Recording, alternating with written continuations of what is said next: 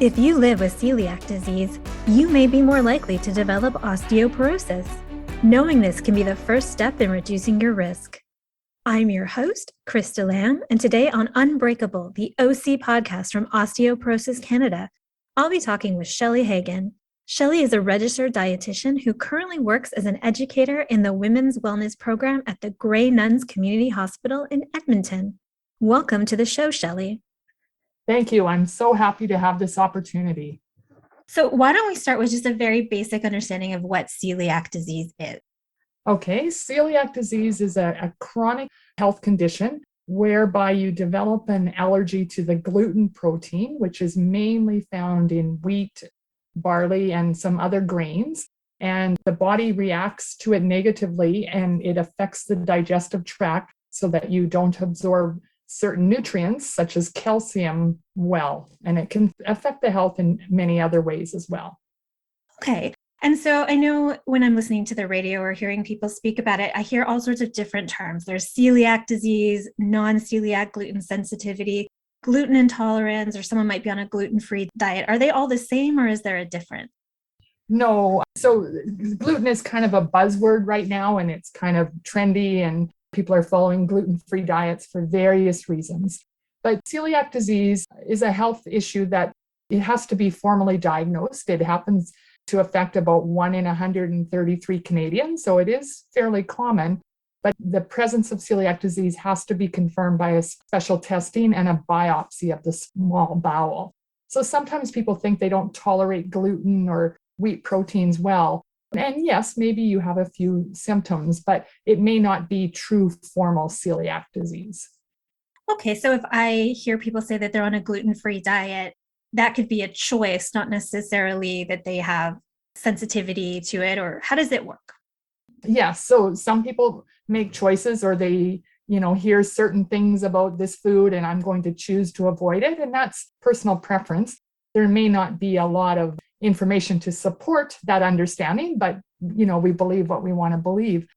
Individuals that truly have celiac disease have to avoid gluten in even the tiniest amounts, because it continues to have that very negative effect on the GI tract and really flattens out the little surfaces there and really can very negatively impact the absorption of some very important nutrients.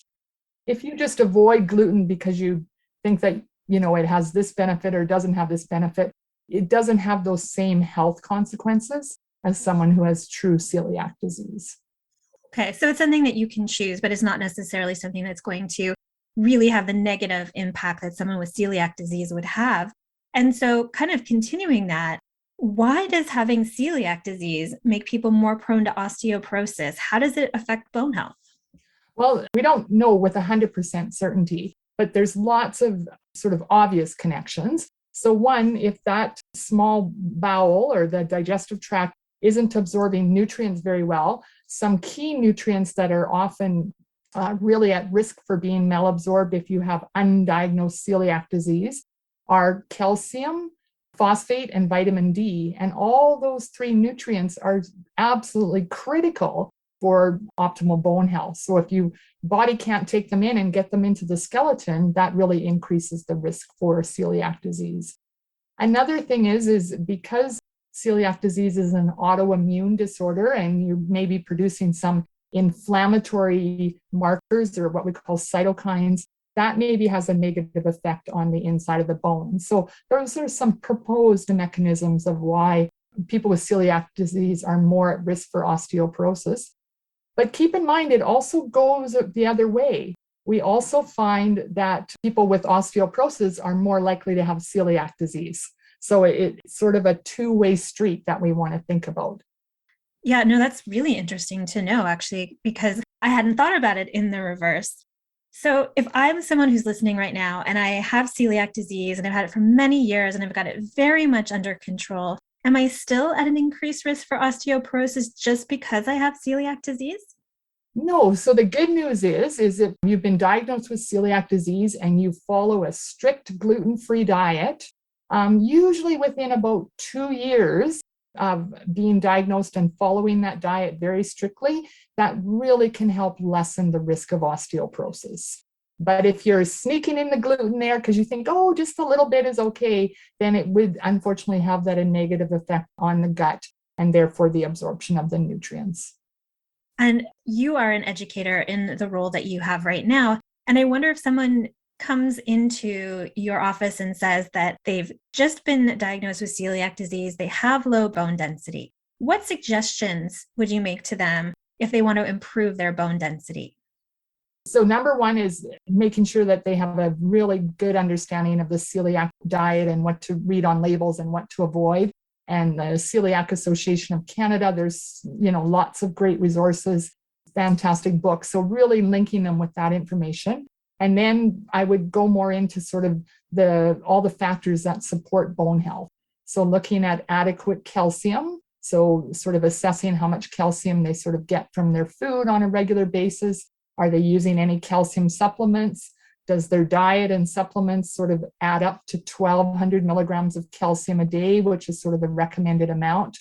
These days, we usually recommend vitamin D supplements. And so are they taking a vitamin D supplement that gives them 1,000 to 2,000 international units of vitamin D3 per day? I may ask about protein because low protein intakes can have a negative effect on bone health. So just sort of a really holistic view. And then don't forget, we have to also look at physical activity. Are they currently smoking? Because that has a negative impact on bone health. How much caffeine, how much alcohol, those things can also impact bone health as well. So we just would take a holistic picture of it. Yeah, and those are really, really good pieces of advice. And I was particularly interested in vitamin D because I know that people who are worried about their bone health, vitamin D can be really essential. So you would advise someone to take a supplement if they have celiac disease then? So Health Canada and Osteoporosis Canada, we currently recommend that all adults over the age of 50 consider taking a vitamin D supplement because it's very challenging to get adequate vitamin D from sunlight exposure because we live in such a northern part of the world. So starting the end of October through the end of April, even if sunlight hits our skin, we don't make the vitamin D. So then we're not building up our reserves. And then in the summertime, we often work during the day, so we're not getting the direct sunlight onto our skin, or we're wearing sunscreen with the SPF factor greater than 8. It blocks the vitamin D synthesis. So it's really hard to rely on the sun to get your vitamin D. So then people say, well, what can I eat? What has vitamin D? And if you're someone that eats fish a good 2 to 3 times a week, especially fish coming from cold water, like salmon and mackerel and tuna and things like that, those are good vitamin D sources. In Canada, we add a bit of vitamin D to all fluid milk, but 250 mils of milk only has about 100 international units. So it's quite a bit of fluid milk. I'm using the term milk broadly because it can be cow's milk, but there's a lot of non-dairy alternatives on the market, such as fortified cashew or almond or oat beverage. Now, oat beverage probably wouldn't be good for people with celiac disease, but you can see that is quite a challenge then to get your vitamin D from food and the sun. So really we're left with a supplement. For the younger age groups, we don't just necessarily jump in and say a supplement. We'd probably assess it based on what their activities and their diet would look like. I think that's really great information for anyone who is interested in this topic. And you mentioned milk. And for people who are newly diagnosed with celiac disease, I understand that sometimes they can't tolerate milk products very well. And so I'd love to know a little bit more about why that is and if there's something they can do to get the calcium that they might need. Yes. So lots of times if the gut is unhealthy, even after a major sort of flu or things like that, or, if you have celiac disease, you might experience what we call lactose malabsorption.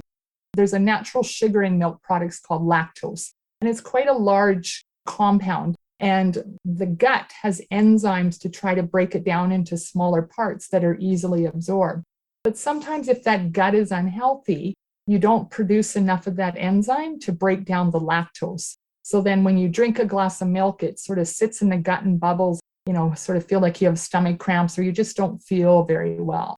So individuals with celiac disease often do experience lactose intolerance, but when the celiac disease is identified and then they start following a gluten-free diet, often within 9 months or a year, they can slowly reintroduce some lactose-containing foods back into the diet if they like those foods and enjoy them. So it's often transient from that point of view. And you just kind of have to experiment. Like maybe you can have 125 mils of milk a day, but 175 mils gives you symptoms. So a lot of trial and error. So if you're trying to find alternatives to milk products that might be great so you can get your calcium that you need, what are some of the things that you might want to think about if you're living with celiac disease? Well, for anyone, food is our best source of calcium. And dairy products are the most concentrated sources, and you can get a fair amount of calcium in a relatively little amount of food. But sometimes people don't want to use dairy products or don't like the taste or things like that. So there are options. And, the market has kind of exploded with what we call non-dairy alternatives. So it's milk-like products that are coming from soy or rice products or oat or a whole variety of things, cashews, almond. And so you can play around with those. Most of the time, the manufacturers add calcium to it. If so, then they have the same calcium and vitamin D as a glass of regular cow's milk. So those open up the door and create a lot of possibilities.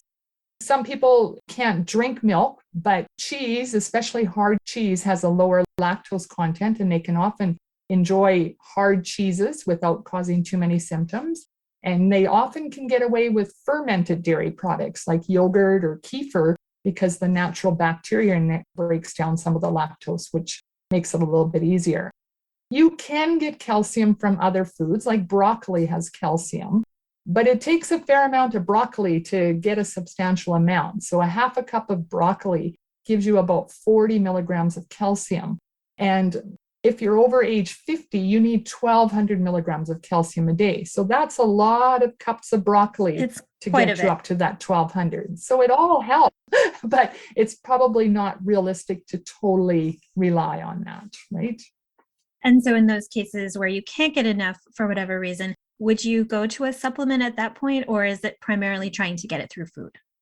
We always try to see what we can do with food. And we know that Canadians, they only get about 600 to 700 milligrams of calcium from their food. So we are not, Canadians as a whole are not meeting our calcium requirements. So then is there a way that we can do it food-wise is the first part of the conversation. If the answer is no, I'm worried about my weight or I don't like these foods, there's just no way I can get this up to what I need, then that's where we begin to talk about calcium supplements. But recognize that calcium supplements, we want to use them sparingly. And we're just using the supplement to get you up to the recommended amount. So often I see people coming in and they're taking fairly mega doses of calcium supplements, and they never really accounted that their diet is likely giving them a good 600 milligrams. So you're just using the supplements as they're intended, just to get you to that upper limit. And there's no benefit to getting more than 1,200 milligrams of calcium a day. Your body just excretes it. So you're kind of making the vitamin people happy, but doesn't do any extra good for your body, right? Yeah, and that's actually really good to know because I never thought about having too much calcium, but it's good to know that, I don't need a supplement if I'm already getting enough through food. Yes. So my last question is really, is there anything else that you would say to people who were worried about celiac disease and their bone health? Is there anything that we haven't covered that you think would be important for people to know? The difficulty with celiac disease is often they struggle with symptoms, and there's a long time that they struggle with symptoms before celiac disease is actually diagnosed and they realize, what they need to do to move forward. And so, depending on the years, it can have a pretty substantial effect on the skeleton if it's been sort of a long standing effect. And so we have to take into account then sort of what is this person's fracture risk? And we're going to be more concerned about that is if someone had, many years or decades of symptoms and then was finally diagnosed with celiac maybe in their 50s or 60s, they might not ever fully recover their bone density from that. But if the celiac disease is picked up in a much younger person and after a shorter time frame, they probably make a full recovery from that, and their fracture risk would be not overly high versus an older person. Those are sort of the main things. Keep active, stop smoking. Those are all part of it too, right? Wonderful. Well, it was amazing to have you on the show today. Thank you so much for being here. You're welcome. Thank you so much to Shelly for joining us today. I'm Krista Lamb, and you've been listening to Unbreakable, the OC podcast from Osteoporosis Canada. Today, I've been speaking with Registered Dietitian Shelly Hagen about celiac disease and osteoporosis. If you'd like more information on osteoporosis, visit our website at osteoporosis.ca. If you have questions or comments about this topic or about our podcast, reach out to us on our website or via social media. You can follow us on Facebook, Instagram, and Twitter. Enjoying the show? Hit subscribe in the podcast provider of your choice. Thanks for listening.